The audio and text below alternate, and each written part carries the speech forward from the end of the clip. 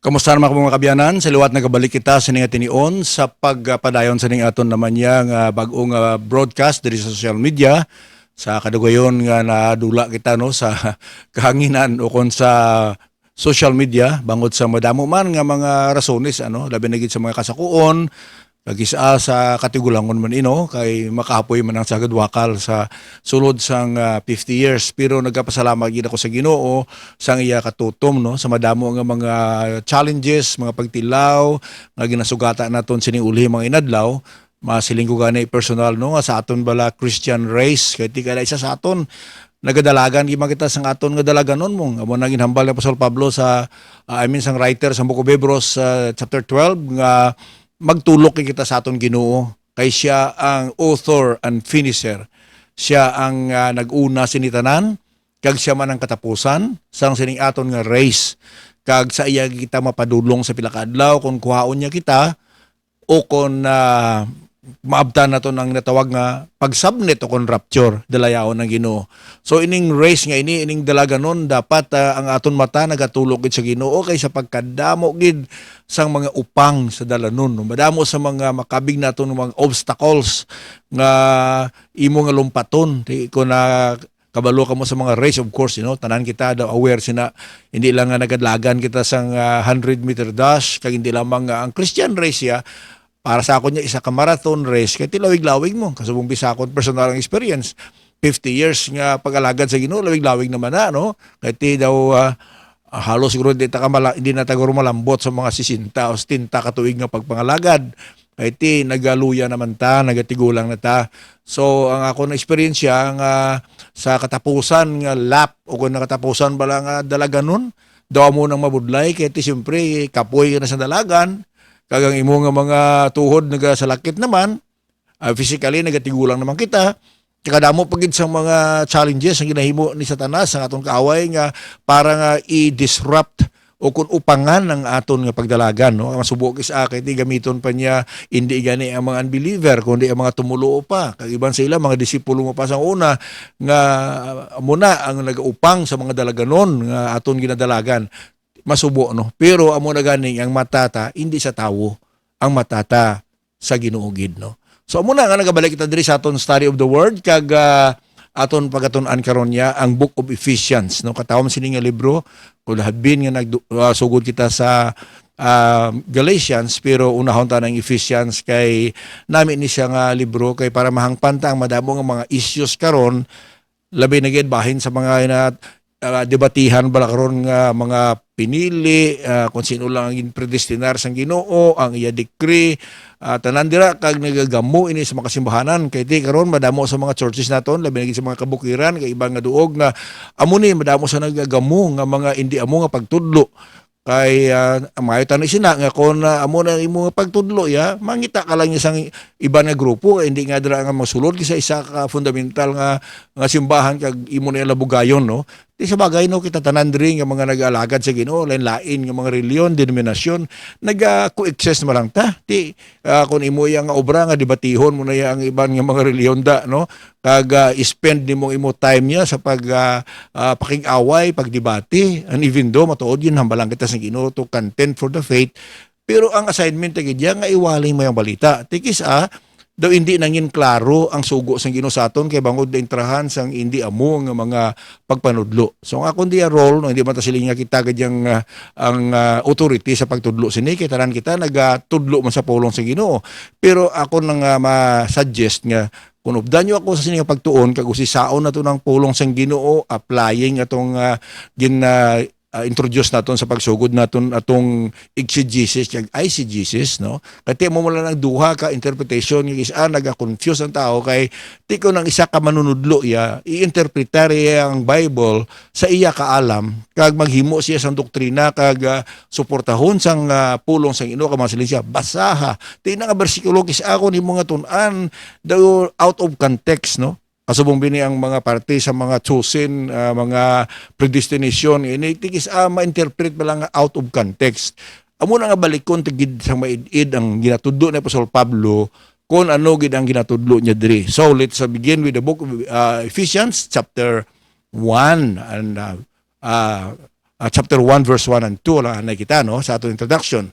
Silindri, Paul, an apostle of Jesus Christ by the will of God, to the saints which are at Ephesus, and to the faithful in Jesus Christ, or in Christ Jesus, grace be to you and peace from God our Father and from the Lord Jesus Christ. So masami sa pagsugod ni Apostol Pablo sa pagsulat sang iyang mga epistles, ginauna niya ang greetings, no? Ti sa aton niya tinion subong magsulat niya sang sa atong mga letters. Ang ang greetings o kung ang natawag naton pagpanamyaw dato ya nabutang sa punta, di ba? Dito tayo nabutang kung sino nagsulat, di ba? Kung anong tuyo ta pagsulat.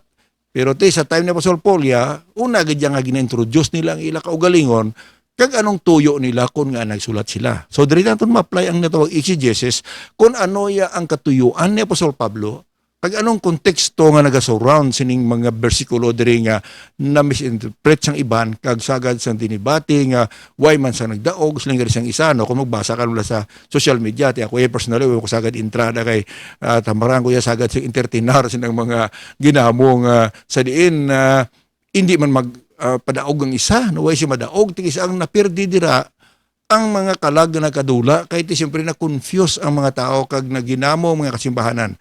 To na minsan ko blaki na may tani kung mo niyang teaching mo, mahimo ka man niya sa imo grupo kaysa pagdamo sang reliyon kag denominasyon, entitled ka man niya maghimo sang imo simbahan. Ang problema siguro kay ini mga teachers niya kabalugod sila nga ila teaching hindi kasubong sang teaching sang simbahan nga gisudlan nila.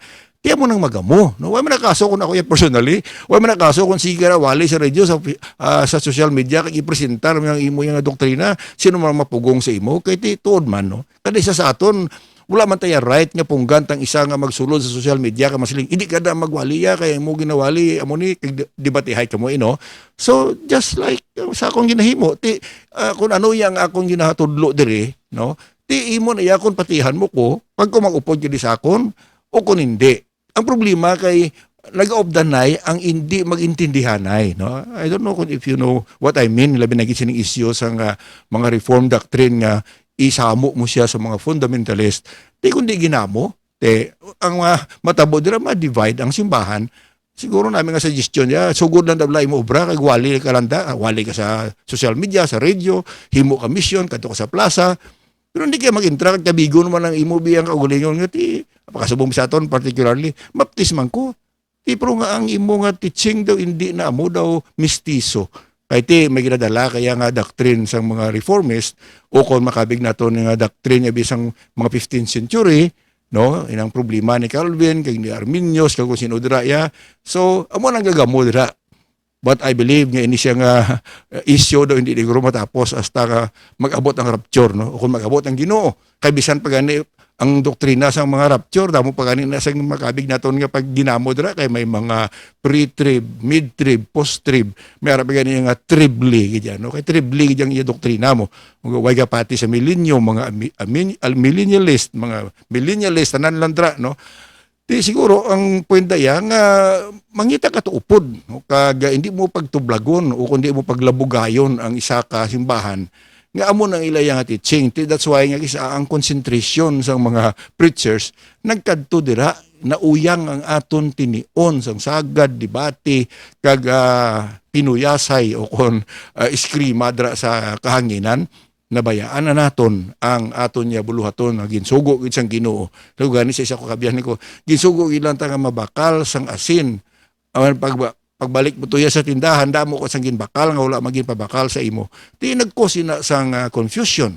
Kung ginsugo lang kita sang Ginoo nga iwaling mo ang balita kay for me that is actually clear in the scripture. Ginsugo kita sang Ginoo sa Great Commission, go and preach the gospel. Sa bagay si Mark na siling go and preach the gospel to every creature. So, kung may mga pinili mo na kung wala, basta importante, wali mo lang mayong balita, sino sa atong kabalong ang audience pamati sa aton, mga pinili, kaya mas lang iban nga gawali ko para lang ya sa pinili. Nakabudlay mo siya na. Kung kuhaon mo lang na sa mind mo, basta patihon mo lang sugo sa Ginoo, i-explain mo lang mayong balita, kaya para sa ako, ang resulta dira nga, na-confuse pang mga tao. Nga pamati sa imo, kaya way mo man na-explain maayo kung anong gospel. Kung sagad mo wali dira ang mga high-polluted words na ginagamit ni mo nga hindi maintindihan, Di paano makaintindi no hambal ni Apostol Pablo sa Romans chapter 10 nga paano sila makatuo kay wala sila sang nabatian, kay wala sa nagwali. So hindi ka kabaton kay way ka maintindihan ti kung kita nga managwali kung hindi ta mapahayag ang mayong balita sang insakto kati sa pagkadamo man subong sa mga reliyon ka mga sikta nga nagawali kuno sa mayong balita nga hindi man gani mayong balita nga ginawali ni Apostol Pablo.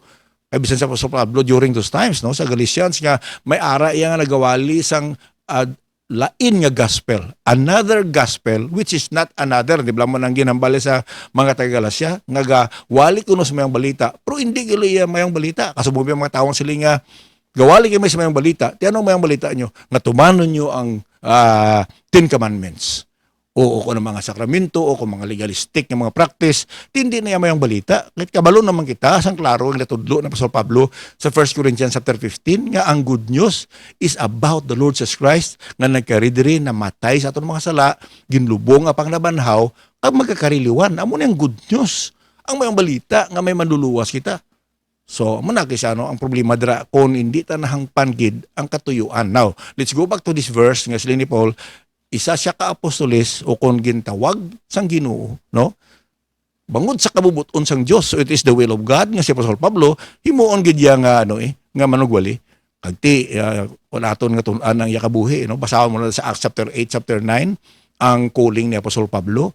Kag sa tanan of course nga gintawag sang Ginoo, si Apostol Paul ang makabig naton nga grabe ang iya nga mga ginhimo no ang kabuhi niya and even though nga sila ni Apostol Pedro sila ni John grabe man ang naagyan nila sa ministry pero somehow diri sa New Testament nakita tayo ang ginpangsulat ni Apostol Pablo nga siya ang madamo gid sang ginsulatan kag paagi sa iya nga gingamit sa Ginoo hindi naman siya idol actually kundi gingamit sa Ginoo para maintindihan naton ang katuyuan sang Ginoo sa aton kabuhi no ilabi na gid sa simbahan mahangpan ta na di sa Book of Ephesians if you continue to listen to us no. Number 1 diri nagasiling nga para sa mga saints. Ginsulat ini ni Pablo para sa mga redeemed. Kaya ang word diri nga saints or santos aton nga ginagamit sa Ilonggoya o kung actually halin sa Espanyol nga lingwahe ang mga saints among mga redeemed, mga linuwas. So panumdumon ta hauna sa tanan when we talk about exegesis nga ini siya nga ginsulat ni Pablo sa mga tumuluo. Okay? Sa mga tumuluo. Kag hindi lang gani sa mga tumuluo nga nagbaton lang kay Kristong manuluwas, kundi sila hindi to the faithful in Christ Jesus. So may target gi si Apostol Pablo yung nga gusto iya i-disciple. Kay manting ginsulat ini sa Book of Ephesians siya mga panugyan nga dapat tumanon sa siya katumulo. Kaya may ara man niya mga tumuluo nga naluwas lang nagbaton lang sa Ginoo nga lapers na manuluwas. Pero panawag mo sila mga nominal Christian, ibang gani katawag nga Christian nga baka, gambal gani siya kapastor nga kung mag-rapture, ang sungad niya lang ang madala, kahit ang babaya man lang ang Christian, nagahambal man siya, nagakot sang verses, pero hindi gid makita sa kabuhi. Panumdumon ta nga ang handom sang Ginoo sa aton, hindi lang nga mabato na to ng kaluwasan, kundi nga ginluwas kita, nga may katuyuan ng Ginoo sa aton kabuhi. Gusto sing Ginoo ang mga tumuluo ma-involve gid ya sa buluhaton sang Ginoo. Kasubong ang Ginoo nag-recruit mula sa iyang mga warriors, sa mga soldiers para ipadala sa panag-awayan. Temo niya ang aton niya kabuhi. So kung isa ka lang nga nakabig nga tumuluo ka man, ti ako nabatan mo ko sa Ginoo ako maluluwas, ti hindi man tayo makajudge na no.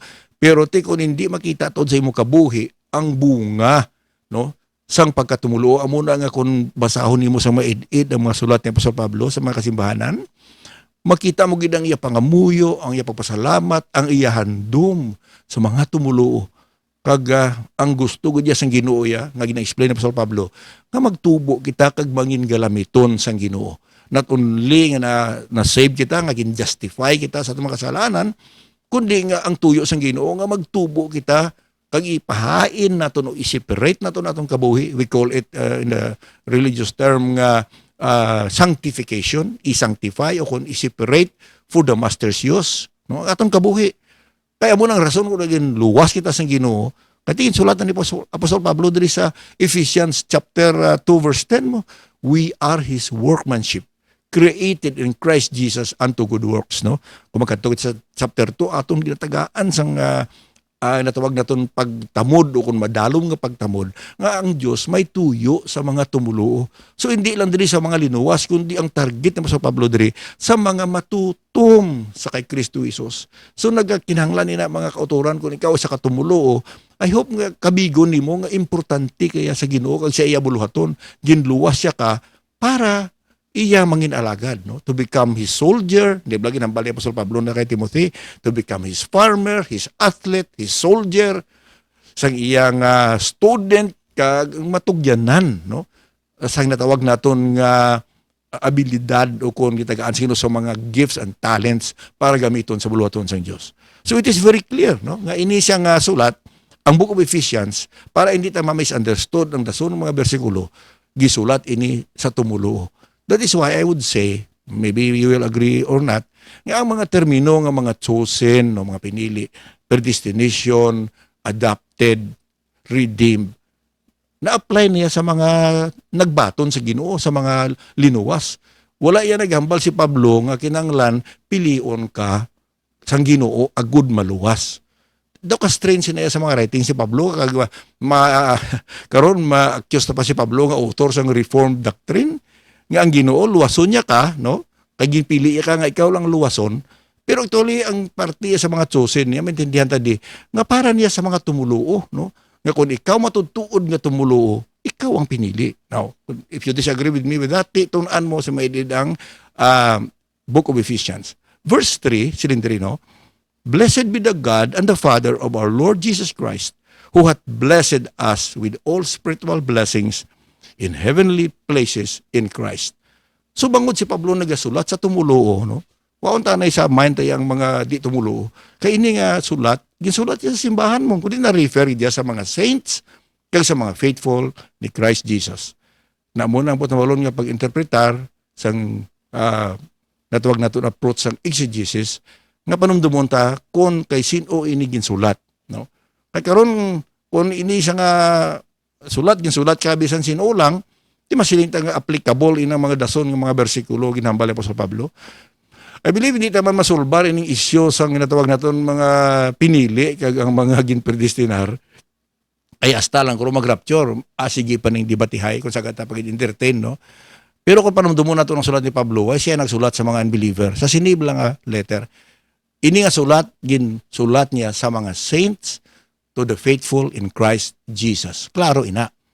So, muna yung pundasyon dira nga inang mga ginadiscuss ni Apostol Pablo nga sa madason ng mga bersikulo, hindi niya para sa mga di tumulo. Ginakabig ni Apostol Pablo yang nga kung ikaw, ara kay Kristo Jesus, mga spiritual blessings ini sa mga tumulo. So, ang gusto ni Pablo ipahangop diri sa ato niya sa Book of Ephesians, nga maintindihan ta kung ano inang mga spiritual blessings. Sa bagay, ginsulat ni Apostol Pablo diri sa chapter 1. So, maybe madugayan ka diri sa chapter 1, pero intindihon naton nga ang ginadiscuss ni Apostol Pablo diri, nga sa di nakuhaan man sang mga teachers nga, araw, ginpili kita before the world began. Pero kasi no wala ginsulat ina. Ginsulat ina sa mga naluwas na iya. So, wala na iya ginsulat sa mga hindi linuwas. Kaya kung paano mo mabalaan nga naluwas ka, ari man na explain ni Apostol Pablo. Galing kiti ko na mula nga bersikulo, kuhaan mo, yap kasubong biging, kuhaan mo lang niya ang ini, no? Ang una diri, ano ini mga spiritual blessings? Ang tumulo, number 1 dira, we are chosen in Christ. Ano kuno sila sa verse 4? According as He hath chosen us in Him before the foundation of the world, that we should be holy and without blame before Him in love. So, ang una gidira nga spiritual blessing nga gusto ipahangop ni Apostol Pablo sa mga Ephesian saints o sa mga Christian nga gipili kita kay Kristo. Of course, ang mga teaching niya, depende man ako mag-agree ka sa ako o hindi, no? Pero ina nga confusion, o mga debatihay, kami nag-argue gadya nga kung hindi kaya pagpilion sang Diyos, no? Without any condition, unconditional election, nga hindi kaya gadya pinili. Tiyan mo na nga gawali man sila sa mayang balita, pero ang ginawalihan nila para lang sa pinili. Dito ko budlay man na yan, no? Lang ka lang mag-announce sa plaza nga, ini nga evangelistic meeting para lang niya sa mga pinili. Kung hindi ka pinili, hindi ka di pwede. Dito ko budlay.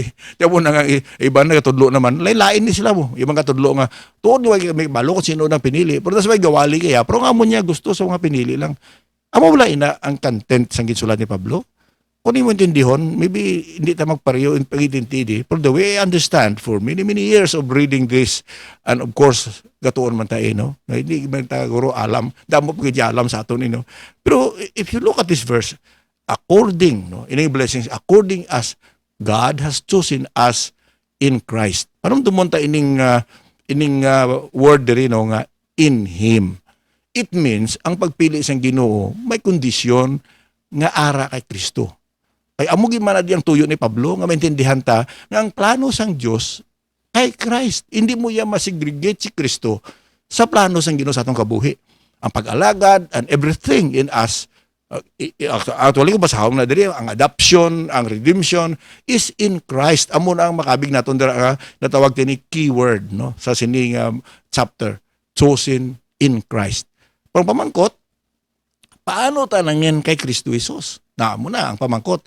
Ginpili lang bala kita sang Ginoo nga bisan in lubag sa aton desisyon. Naging presentare si Jesus Christ sa John 3:16, for God so loved the world that He gave His only begotten Son, that whosoever, di inayadaan kondisyon na mo, whosoever believes in Him. Tikwaon mo ang whosoever, galiti sila sa iban. Ang word ako ro, hindi ba natanan nga tao mo, nano mo na iya. Butabulon may limit gini. That's why ang teaching nila mga limited ng yung atonement ni Christ, whereas kung tunan mo ya ang Book of Hebrews, si Jesus Christ ang namatay gidya para sa tanan. Bisan sa Book of Romans, paagi kay Adan nagsulod ang sala sa kalibutan, paagi kay Kristo, nabayaran nato mga kasalanan. Pag ginahambal gid nga si Kristo namatay para sa tanan, kung si John pa nang siling, He is the propitiation for our sins, and not only for us, but for all mankind. Kabisan si John Calvin nag-agree siya na, basabla sa iya nga last will and testament, pwede mo na mag-google, no? Kabisan siya nag-pray gani siya nga, I pray nga kabay nga ang dugo nga ginula ni Kristo sa tanan nga katawhan makaluwas man sa akon, no? So tiko ni mo na ilang taon, medyo do may doubt pa gani si John Calvin kung nadala man siya sa dugo ni Kristo nga ginpaagay o kung wala. Kaya kung ikaw sa katumulo matuod, kag sa katigulangon mo, pero sa akon masiling Lord, tani ang dugo ni Kristo nga ginula sa cross, dalaman ko ba? Di medyo nag-doubt yun sa kaluwasan. Whereas, we know, sa mga tumuloya, na siguro nato natong kaluwasan mo. Hindi na nato niya diber kay hambal pa ya nga, tani Lord, maluwas man ko ba? Ibaton mo na ang eternal life, nga ma-doubt ka pa. So anyway, kung nato nga tutukan ini, ang pagpili sang Ginoo, no, ara kay Kristo Jesus. Yes, nagatuo ka. O kung ako nagatuo, I believe in the word chosen. Kay may iban nga ni ng mga fundamentalist nga hindi magpati sila nga word, hindi sila gusto mapatian ng chosen, predestination. Ara na sa Biblia, bisan ng eleksyon, hindi kinakasiling hindi ko na magpati, kay ara na yan nasulat, si Apostol Pablo nasulat sina. However, siguro, sa pag-intindi lang kung ano yung imo yung interpretation, si Pablo na siling diriya, nga spiritual blessing na sang isa katumulo. So kung ikaw ara kay Kristo Jesus, sigurado chosen kagid.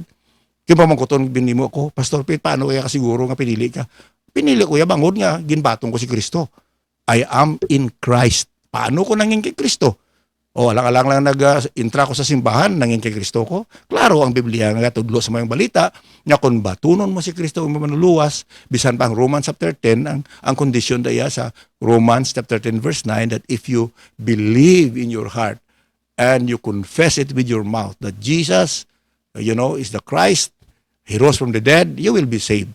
So, mayroon kaya kondisyon. Kung hindi ka na magpatiya, imo na right, no? Kung hindi ka magpatiya sa conditional. Pero ang Ginoo nagatarget siya sa aton, nga, gina-respect niya ang aton decision. Well, maybe siya dason naton nga broadcast aton ni natutukan. Pero ang pagkapili kay Kristo, ang pinili gilin namin ko, ara kay Kristo Jesus. Abyan, kung wala kaya kay Kristo Jesus, hindi ka makabig nga pinili. Asumon mo lang siguro nga ginpili ka sang Ginoo. How could you be sure? Hindi mo na masabat nga pamangkuton ka nga pinili ka. Base yung isa ko sa mga pinili sang Diyos. Pero ang sigurado gidya nga Biblia nagatudlo kun ara ka kay Kristo Jesus, you are one of the chosen. Amo na ang blessing nga ginhambal sang Ginoo diri sa kay Apostol Pablo nga ginpasulat ya sa mga taga-Efesos. Kabay mga kabyanan, nga ini siya nga bagay maintindihan ta. No, hindi nga kinanglan nga debatihan gid naton kay hindi matagyapon makalambot sa anuman nga solusyon. But I pray that you will understand kung anong butang balon sa pagsulat ni Apostol Pablo sa mga taga-Efesos. Kay ginsulat niya ini para sa mga tumulo. Kag kun ara ka kay Kristo, if you are in Christ, you are one of the chosen. Amo na yang dako yang natawag nato niya kasiguruhan naton. Kag may plano ang Ginoo dira, by the way, before we close, nga sila nga ang tuyo sang Ginoo ya, no? He chose us before the foundation of the world. Plano na sang Ginoo eh. Siyempre, just like an architect or engineer, bago ka maghimo sang building, siyempre planuhon mo ginya eh. I mean, I can understand that. Kaya by profession, engineer ko yan mo. So, kung intindihan ko yung mga blueprint, yung planuhon, nga wala pa yung mahimo ang building, yun plano na, nadesidihan na dira, pilang gasto, na-estimate na ya, ano ang tsura sa building, no? Ang Ginoo is like that. Before the world began, before the creation, nahimuosan ang plano sa Ginoo ya, nga ang ara kay Kristo Jesus, amo na sila ya, ang mga pinili. So, ara na ya sa mind sa Ginoo, but it happened, actually, kung basahon mo ng book of Ephesians, matabo na iya ang pagkapinili mo kung nagdesider ka. Lagi nambal dra karon maglampot sa verse 11 and 13. Sa pagkabati sa mayang balita, laging tuuhan ta mayang balita nga si Kristo Jesus sa manuluwas, then we are a part of that. Pero ang goal ya sang pagkapinili, ano kuno, that we should be holy and without blame before Him in love. So ang iya sing inutuyo iya nga ang mga tao nga ara kay Kristo Jesus nga amo ang mga pinili niya magkabuhi sang balaan kag hindi sa lawayon. Now, let's check our lives. Lang taon na kabuhi ta eh. Kung nag-claim ta nga pinili ta, nagakabuhi bala kita sang balaan? Kag hindi bala kita sa lawayon, sa aton panimalay, simbahan, sosyedad? Because the way I see it, ini mga tao nga nag-claim kisa nga mga pinili sa pagkasalawayon sa kabuhi nila, no? Kag kisa na-ascribe pa nila na ang ila ginahimo nga will niya sang Ginoo sa akon. So let's look at that verse. According as He, God, no, chosen us in Christ from the foundation of the world, that we should be holy and without blame before Him in love. Balikan natin ni sa marason nga tinion sa pagpadayon natin sa pag-intindi sini, no. Liwat niyo biyan, Pastor Pilitabag. God bless you.